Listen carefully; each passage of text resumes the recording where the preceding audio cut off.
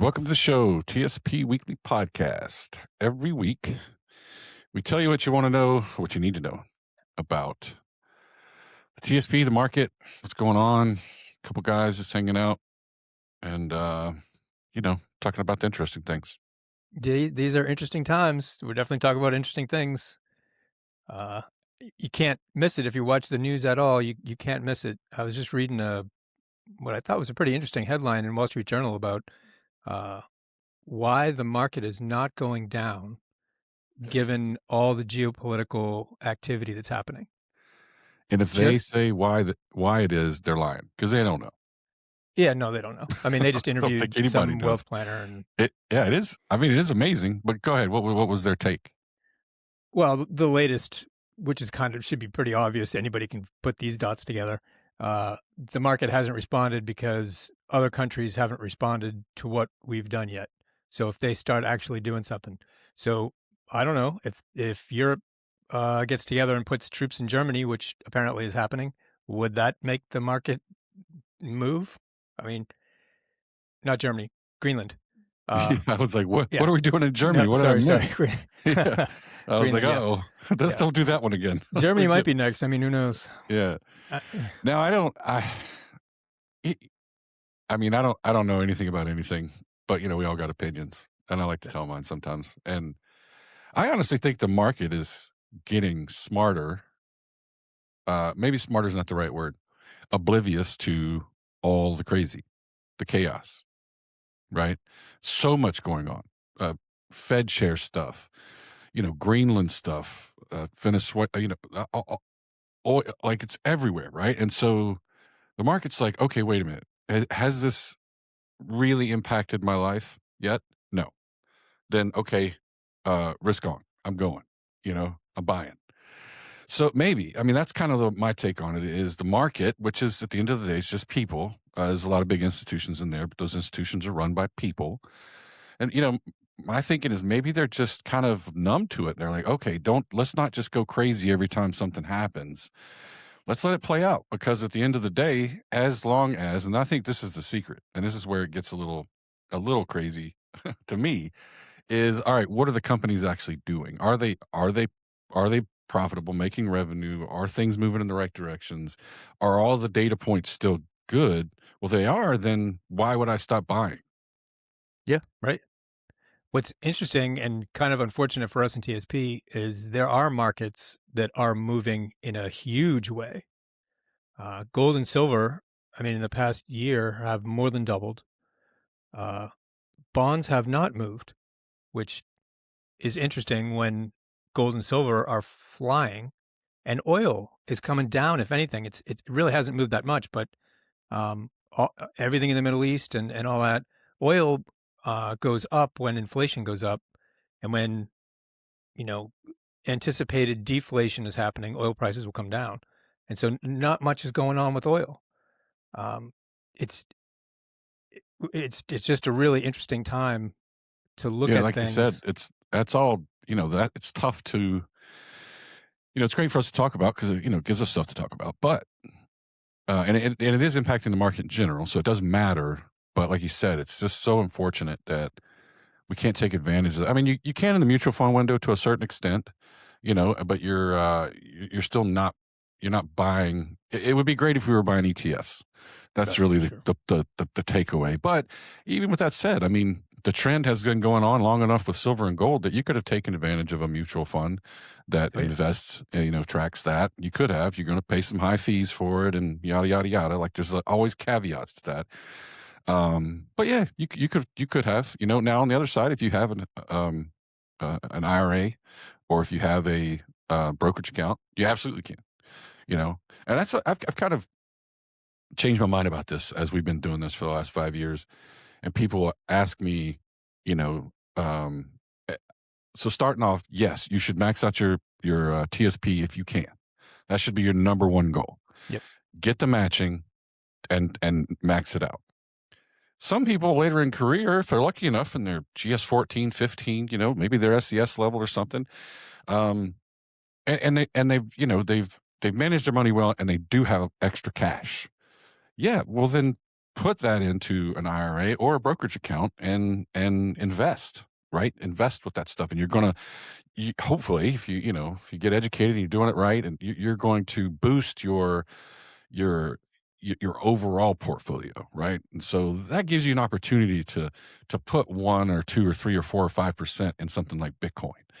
Maybe put a little bit in, silver and go. When I'm talking, don't misinterpret this and go put 50% of your portfolio in gold or silver because Jerry and I are talking about it. Like, don't do stuff like that. But yeah, if you have extra cash, I wouldn't go buy some gadget. I would go put it in a brokerage account and put it in gold or silver, whatever, right? Like, so I do think there are people that can take advantage of this stuff outside of TSP, but we're here to focus on TSP. So, what do you got for us, sis? Because I know we got a lot to talk about because a lot going on. We got a lot going on. Okay, so we're going to take a look at some of the economic highlights. Talk about advanced decline line. This is a pretty important one. Advanced decline line is just the number of companies that are moving higher in a day. Let's say we're looking at a daily chart. The number of companies that move higher in one day versus the number of companies that decline that day. So it's a measure of kind of the breadth of the market, right? What you want to see is more companies going up on a given day than going down. Then a pretty good graphic of the midterm year, which is this year, and what we could kind of expect with that. The key is going to be tech, and we'll take a look at XLK, which is the tech index, and then the TSP fund direction. So again, both the 3-month and 6-month bond auctions sold at slightly lower rates than the last auction. So the Fed is doing their job as far as the short end of the yield curve, right? The 6-month and lower time duration bonds. But the 30-year bond auction sold a little bit higher than the last auction, but it was lower than a year ago. And everybody's really, it's much more important. I mean, it depends on what market you're talking about, but for us, the 10, 20, and 30-year bond yields are the most important, because the 30-year bond yield is basically the mortgage rate, minus the fees that the mortgage company charges. So, it's 4.822% right now. And I think 30-year mortgage is like 6.2. But the trend, this is September 2024 when the Fed began its rate cutting cycle. So if you looked at a 3-month bond yield chart, it would go the other way. Yields have come down on the 3-month, but on the 30-year, they're higher than when the Fed started this rate cutting cycle. And the problem is going to be, and the trend seems to be up, right? At least in the short term. If we get above 5%, people are going to start to freak out. And if we get above this high, it looks like long-term rates are going higher. And it's a problem for the Fed trying to refinance at a higher, trying to refinance longer-term bonds. But it's more important for us because mortgage rates go up, car loan rates go up, and all that. So this is a pretty important chart to watch. Yeah, I was just having a conversation with a realtor friend and a friend that's selling a house right now. And they're all being told, by everyone who's supposed to know what they're talking about, right? People that are in the real estate business that, hey, it's fine and things are going to go down, and but it's all optimistic and positive, and of course, and maybe that's true, right? I mean, if it was my job to sell houses, I don't know if I know. I probably wouldn't tell them things I knew were wrong, but I don't think they know that it's wrong. I think they're being told, as you kind of move up the ladder, mortgage broker, whatever, is kind of because the assumption is the new Fed chair is going to come in, do what the administration wants, and lower rates, and they keep thinking that's going to impact. And the reason I'm saying this is they think that's going to impact mortgage rates, car loan rates, right? And as we keep reminding folks, that's not necessarily connected like that, right? That's not the same thing. It's not the same. And maybe he or she, whoever gets picked, does come in and wants to lower rates. you can't or shouldn't just do that, right? There are a lot of things that have to go into that decision process. And Powell has been lowering rates since September 2024. So, and the long bond yield has not responded. So why would it respond when the next guy comes in and continues to lower rates, right? Yeah, that was kind of my point, right? It's one of those moments where I think, usually when I jump in, it's one of those things. I don't know if you guys listen and if you've been in the government or the military long enough, they always used to have this thing where the instructor kind of stomped their foot on the ground when they were given a presentation. That meant like, hey, pay attention to this. It's going to be on the test. This is one of those things where like I feel like you got to knock on the desk or whatever and say, hey, pay attention to what we're saying, because this matters in a big sense that it's not working like you think it should, right? Just because they're lowering rates, these long-term rates are not going down, which is, I don't know how else to describe it other than interesting, right? Yeah. I mean, for most people do not understand. We talked about this last week a lot, but most people do not understand that when the Fed says they're cutting rates, it does not mean they're cutting the long bond rate. They have no control over that rate. That's all you have to know. And then you look at a chart and you go, okay, the Fed's cutting rates, but the bond market's not responding. You can go the next step and say, okay, I'm going to take a position based on that. Or you can look at it and say, well, the rates have gone sideways since 2023, and I'm not going to buy a house now. I'm going to wait and see which way rates break. Or you say, yeah, I'm going to buy a house now, because if they go down, I'll just refinance. If they go up, I'm in good shape. Like, you use this information to make your own reallocation decisions, right? Based on your personal circumstances and risk tolerance. It's all the same thing. All right. So CPI, core consumer prices in the U.S., excluding food and energy, rose by 0.2% from in December from the previous month, which we didn't have data for the last couple of months. A little bit softer than the median market expectations of a 0.3% increase. So that's a good thing. Increase was consistent with that of September, which is the last available data for monthly changes due to the government shutdown. So this is what it looks like on the 1 year.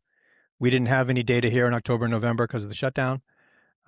And inflation at, the expectation was it was going to be up here at 3% or 0.3%, and it was down here at 0.2%. So inflation, we don't know what happened in here. Could have been anything, but let's just say, it was 0.2%. I mean, this is pretty good. Inflation is not rising, at least month to month, right, since August.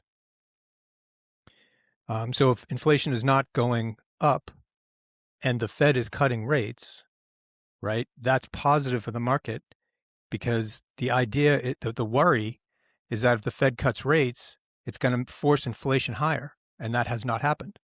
So that's a positive. So annual inflation rate in the U.S. remains at 2.7% in December, same as November, in line with market expectations. Price pressures ease notably in energy, with prices rising at a much slower pace, driven by a decline in gas prices and a moderation in fuel oil inflation, which is consistent with the last chart. But this is what it looks like, the U.S. inflation rate over 5 years. This is when, right, the height of inflation at 9%, it came way off. And then in September 2024, the Fed starts cutting rates. Everybody that says the Fed was late is saying you should have cut rates back here, but they cut rates here, and it has seemingly had no effect. They're trying to get the inflation rate down to 2%, and it's just not getting there, right? It's hovering a little bit below 3, but it doesn't seem to be making much progress down to 2. And we certainly feel that because this is, what's happening every month, but it's, for our purposes, it's cumulative. So if it goes up 0.3% of a percent, in 4 months, that's 1.2%. So anything you bought 4 months ago is 1.2% higher today. Producer price inflation rose 0.2 month over month in November, up from 0.1 in October. matching expectations. Goods prices jumped 0.9, the largest monthly gain since February. Excluding food and energy, prices for final demand goods were up 0.2. So producer price inflation is the producer side, right? What is it? The cost for producers to make the stuff that we buy. And as we'd expect, producer price inflation was pretty high in 21 and 22, and it's come off quite a bit. I mean, hopefully this stays in here somewhere. If it starts coming down a lot, that's deflationary. It's good for consumers. Prices go down, but so do stock prices. And then last one is initial jobless claims fell by 9,000 from the previous week. It was 198,000 this week.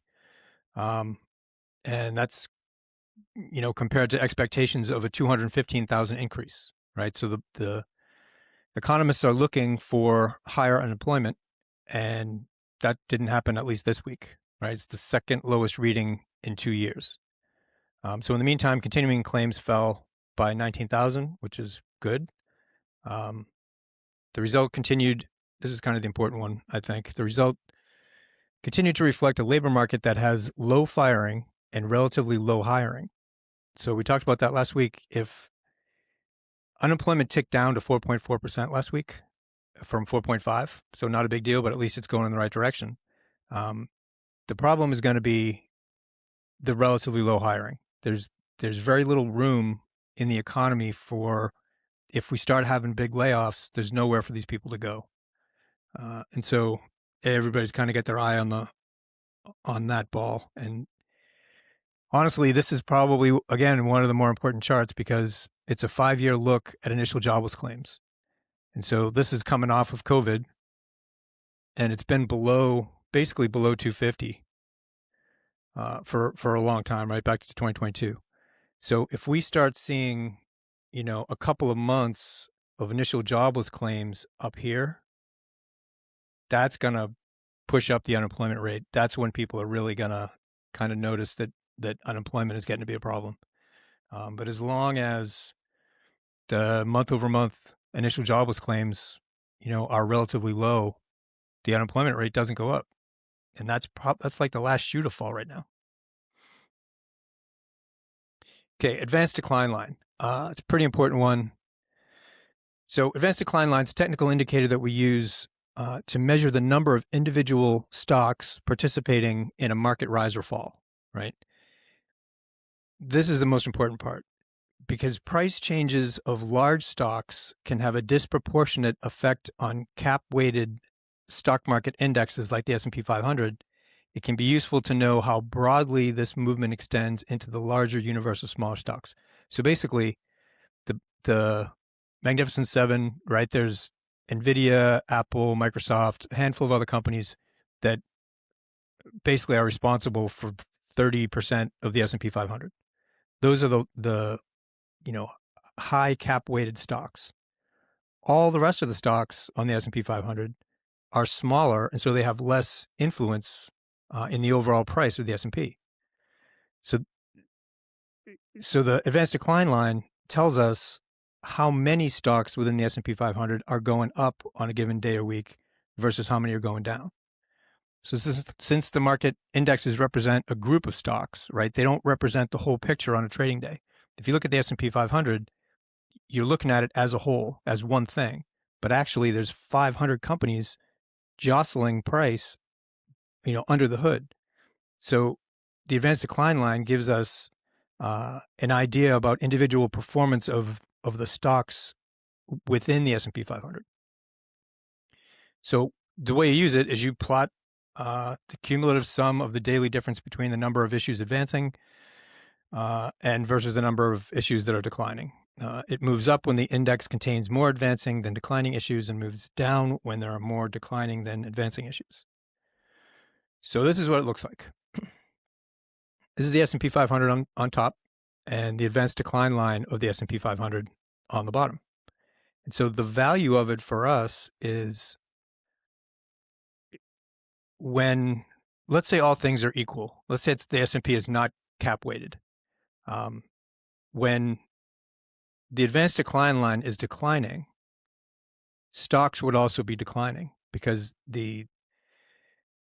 if they're all weighted equally, as more stocks decline than rise, then the S&P 500 is going to go down, right? But it's not an evenly weighted index. It's cap weighted. So because of that, it's a good indicator for us.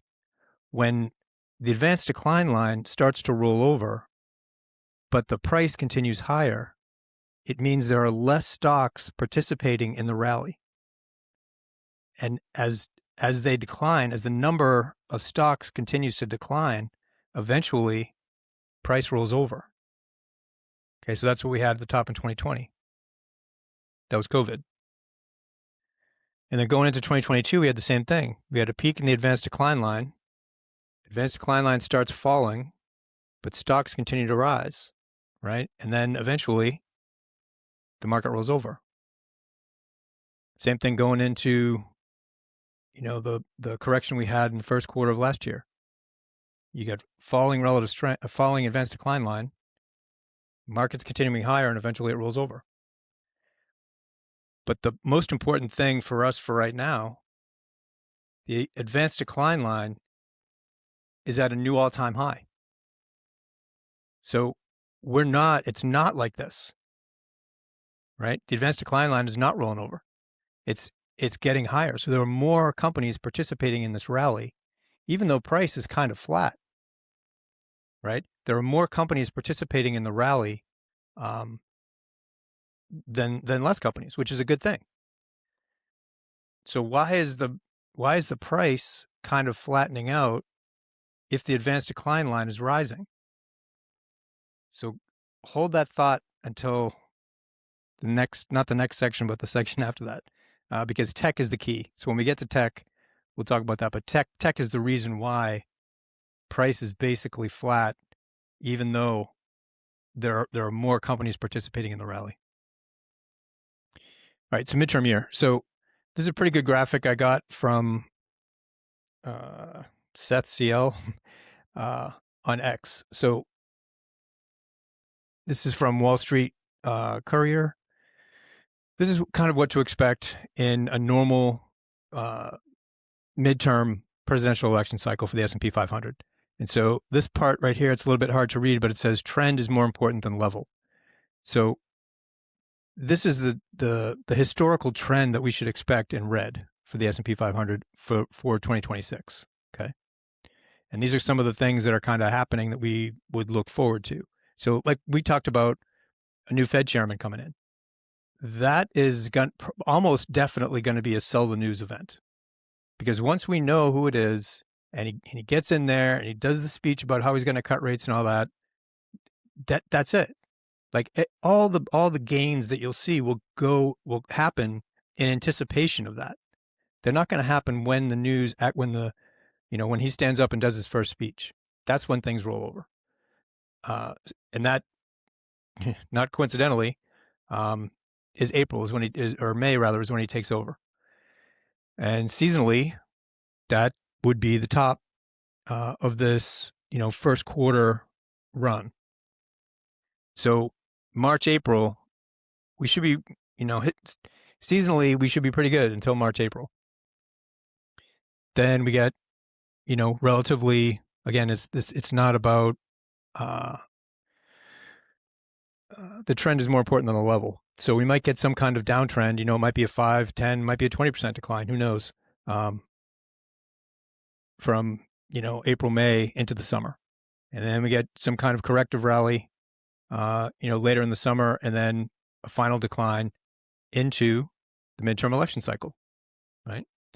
And then, because we've talked about this a couple times in a couple of different podcasts about the seasonality and the presidential election cycle and the decennial cycle.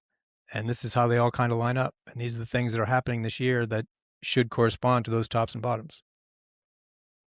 So again, rising advanced decline line is really strong.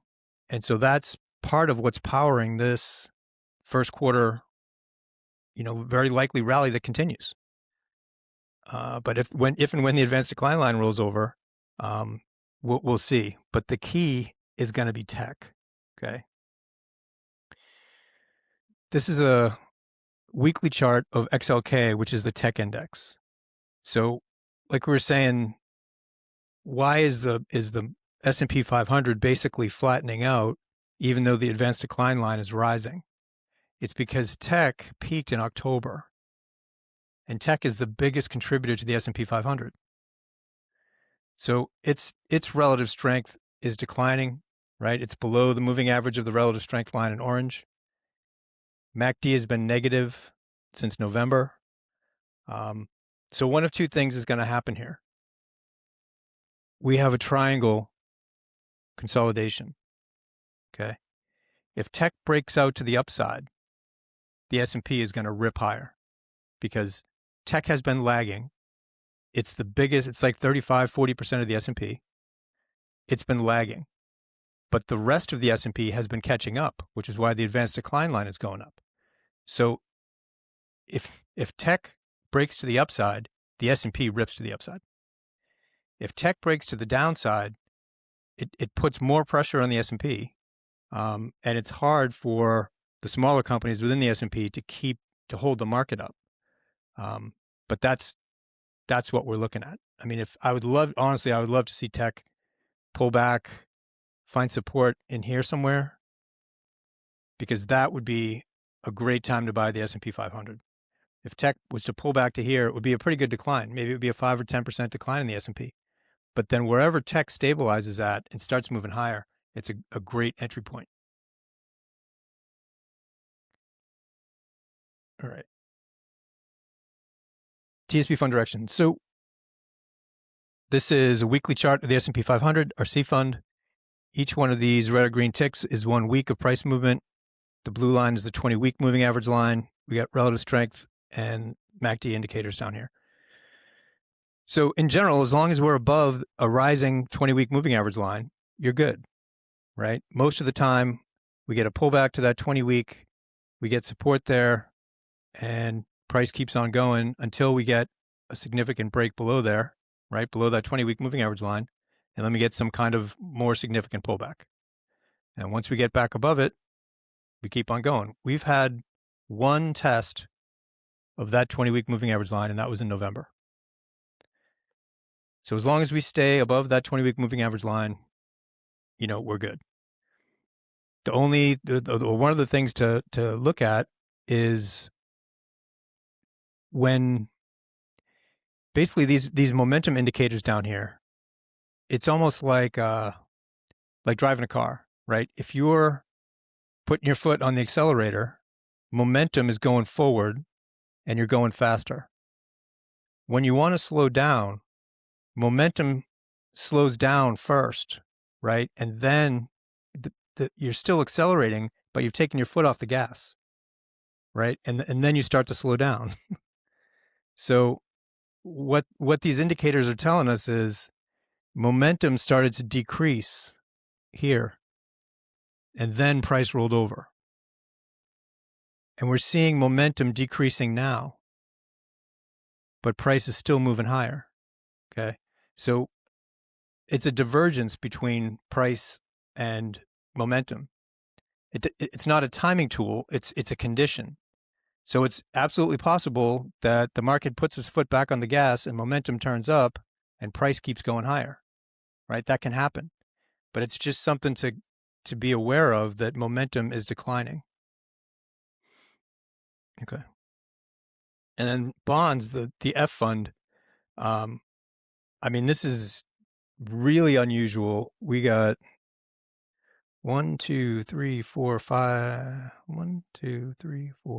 7 weeks of basically zero movement in bonds. At least going back to 2022, you don't see anything like that on this chart. It's been revolving around that 100 level since, May, June of 2022. So if we get a breakout in the F fund to the upside, it means longer term interest rates are going down. If we get a breakdown in the F fund, it means longer term interest rates are going up. So all these things are kind of connected. if the F fund breaks to the upside, right, we get a new guy in the Fed, he somehow pushes long-term rates down, the F fund goes up, that's good for stocks. All things being equal, unless there's some kind of crash, that's good for stocks because the stock market does better when rates are going down.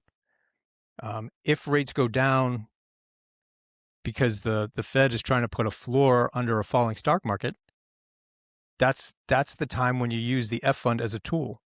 Because if the Fed is cutting rates because the market is falling, the F fund spikes. Right? The F fund is a great tool sometimes. And it is obviously both on a long term back here to 2022 and on this 7-week time period, it's coiling for a move. Right? Something's going to happen. It's going to break one way or the other. Yeah, it can't stay flat forever. That doesn't happen. No. All right, guys, if you like what you hear, like what you see, share it with your friends. If you have any questions about anything you saw on the podcast today, you can put it in the comment section wherever you find the video. If there's no comment section, just shoot us an email, support@growmytsp.com. The support team will get it over to us. We love questions and comments. Give us more stuff to talk about.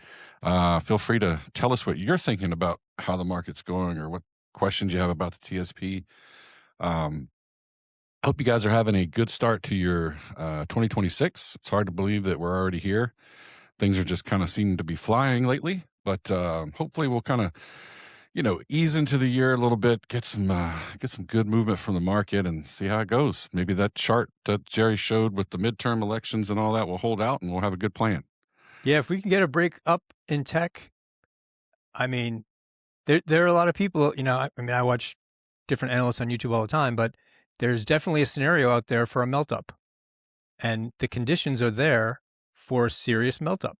It's absolutely possible. I mean, you can see S&P 500, 8,000, in the next few months, only to have it correct, 30, 40%. There'll probably be a correction along with that too. But yeah, there's a lot of things on the table. All right, guys. Hope you guys have a great week, and we will see you next week. Later.